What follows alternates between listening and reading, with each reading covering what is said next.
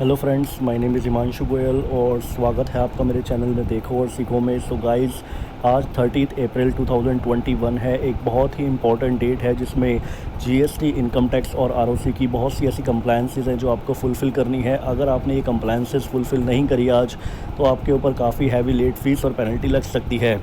तो यहाँ पे आइए डिस्कस करते हैं जो कंप्लायंसेस करनी है।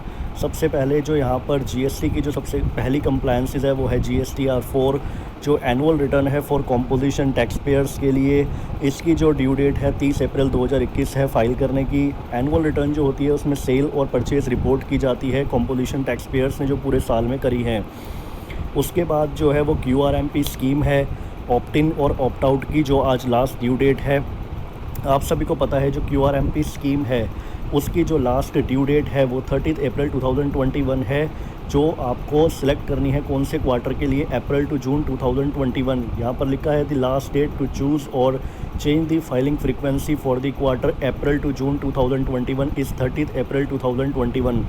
मतलब जो अप्रैल से जून का क्वार्टर है उसके लिए जो फाइलिंग फ्रीक्वेंसी चूज़ करनी है आपको, या तो क्वार्टरली या मंथली, जिससे आपकी GSTR 3B और 1 या तो क्वार्टरली हो जाएंगी उस पीरियड की या फिर मंथली हो जाएंगी। तो उसकी जो सिलेक्ट करने की फ्रीक्वेंसी है वो आज है, उसकी लास्ट डेट जो है वो आज है। अगर आपने आज फ्रीक्वेंसी सिलेक्ट नहीं करी कि आपको मंथली करनी है या फिर क्वार्टरली करनी है, तो उसके बाद आप उस पीरियड के लिए चूज़ नहीं कर पाओगे। यहाँ पर बोला है after 30 April 2021 the filing frequency can not be changed for the quarter April to June 2021।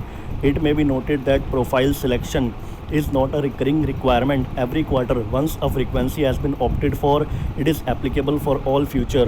तो इसमें ये बताया गया है कि जो आपने फाइलिंग फ्रीक्वेंसी सिलेक्ट करी होगी अब अप्रैल टू जून क्वार्टर के लिए, या मंथली या क्वार्टरली, तो यही फाइलिंग फ्रीक्वेंसी आपके आगे वाले क्वार्टर्स के लिए भी एप्लीकेबल होगी। आपको बार बार चेंज करने की ज़रूरत नहीं है। तो ये जो दो कंप्लायंसेस है, GSTR 4 annual return for composition tax payers के लिए और QRMP स्कीम ऑप्ट इन और ऑप्ट आउट, ये दो मोस्ट कंप्लायंसेस हैं, इंपॉर्टेंट कंप्लायंसेस हैं जो आपको 30 अप्रैल 2021 यानी कि आज पूरी करनी है।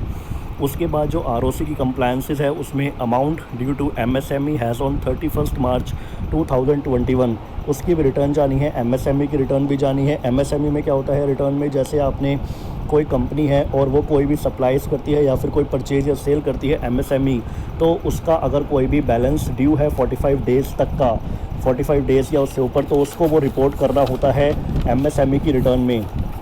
यहाँ पर बताना पड़ता है कि उनका कितना बैलेंसेस पेंडिंग है। उसके बाद ये जो इम्पोर्टेंट कंप्लायंस है, उसके बाद जो TDS की कुछ कंप्लायंसेस हैं जो आपको पूरी करनी है। इसमें आता है due date for furnishing of challan cum statement in respect of tax deducted under section 194IA, 194IB, 194M in the month of March 2021। 194IA जो होता है वो प्रॉपर्टी ट्रांसफ़र का होता है, 194IB रेंट का होता है और 194M अदर्स में है। और उसके बाद है due date for uploading declarations received from recipient in form 15G and 15H during the quarter ended 31 March 2021। तो इसकी भी ड्यू डेट जो है वो 30 अप्रैल 2021 है। उसके बाद जो लास्ट है वो due date for deposit of TDS for the period January 2021 to March 2021 when AO has permitted quarterly deposit of TDS under section 192, 194A, 194D and 194H। तो इसकी भी जो ड्यू डेट है वो 30 अप्रैल 2021 है। तो ये कुछ जो TDS वर्क्स हैं, कुछ ROC वर्क्स हैं और कुछ इनकम टैक्स के काम हैं और GST के वर्क्स हैं जो आपको पूरे करने हैं 30 अप्रैल 2021 यानी कि आज। सो गाइस, इसी के साथ मैं अपनी वीडियो क्लोज़ करना चाहूँगा। अगर आपको मेरी वीडियो अच्छी लगे तो लाइक एंड शेयर ज़रूर करें। Thank you guys, thank you for watching this.